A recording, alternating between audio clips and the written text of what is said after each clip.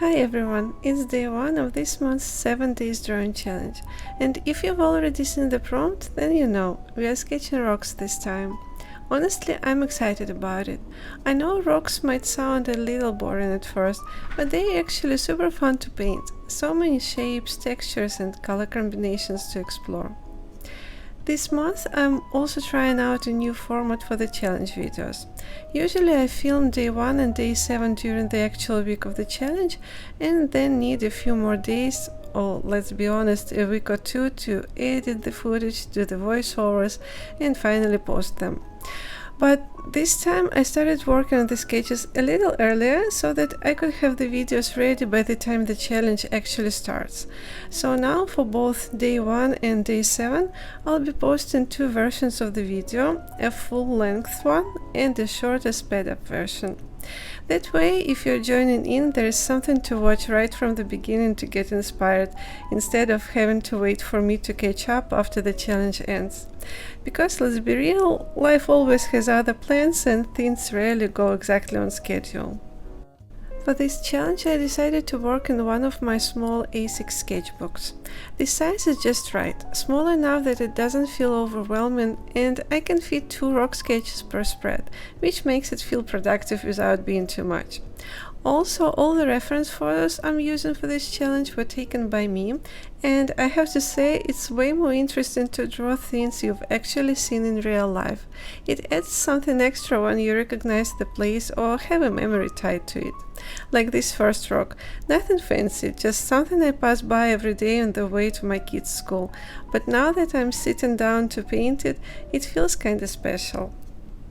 When I start sketching, I try not to overthink the proportions or worry too much about being precise. I'm not going for a perfect replica of the photo. I just want to get better at mixing the right colors and figuring out where to place shadows and highlights. So I don't even bother with graphite, I jump straight in with a Payne's gray colored pencil and do a loose, light sketch right on the page. Once the sketch feels good enough, I move on to mixing my base grays. I usually reach for my go-to combo, ultramarine light and burnt umber. Depending on how light or dark I want it, I'll add a bit of white or black. For this first rock, I also threw in a bit of burnt sienna later on, to get that pinkish grey tone you can kind of see in the reference photo. Although honestly, I probably should have made it more pink, because when it dried it just turned grey, but that's okay, we're learning here. As usual, I'm using gouache, but not in that thick, creamy consistency. I water it down quite a bit, almost like watercolor. You might ask why I don't just use watercolor instead, and honestly, it's because watercolor can feel a bit too watery for me. Gouache, even when it's thinned out, still has that nice opacity and texture I like. It gives you more control without being too flat or too transparent. If there is moss or lichen on the rocks, those soft greenish spots, I still start by blocking in the whole rock with the lightest grey first, just to get a base down. Then when I go in with the darker shades to build up values and add depth, that's when I start placing the green in the mossy areas. I'm not too concerned with being super accurate or doing it right. It's less about following exact steps and more about capturing the vibe of what I saw. I want the sketch to feel like the place, not necessarily look like a perfect copy.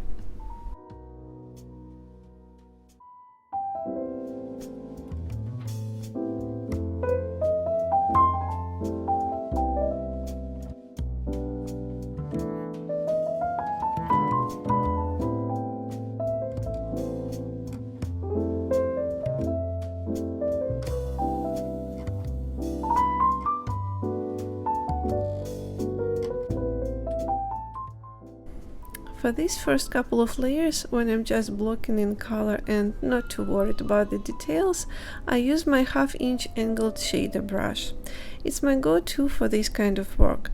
It covers a good amount of space, but because it's angled, I still have some control if I need to get into a tighter area or do something a bit more precise. It's a nice balance between loose and focused. Once I've got a solid base and everything's where it needs to be, then I'll switch to a smaller brush.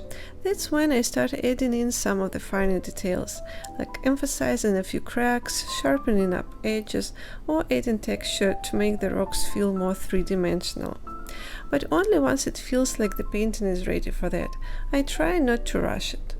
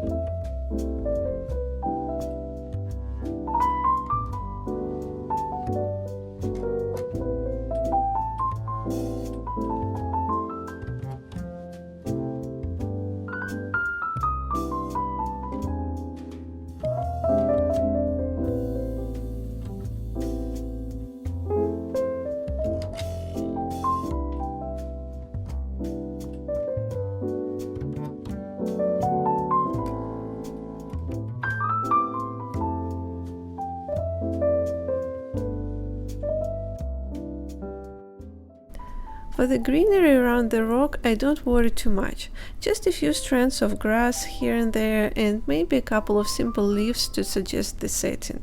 I try not to overthink it, especially since the focus is still the rocks. But I did make a little mistake on the second sketch. I started off strong by laying down a really nice light green for the little branches where the leaves would go. But when I started actually painting the leaves, I got too caught up in matching the green from the reference photo, and I totally missed the fact that the green I mixed for the leaves ended up being almost the same value as the gray and green I'd already used on that part of the rock. So when I added the leaves, they basically disappeared into the background. Same value, not enough contrast. Well, note to self, pay more attention to that next time.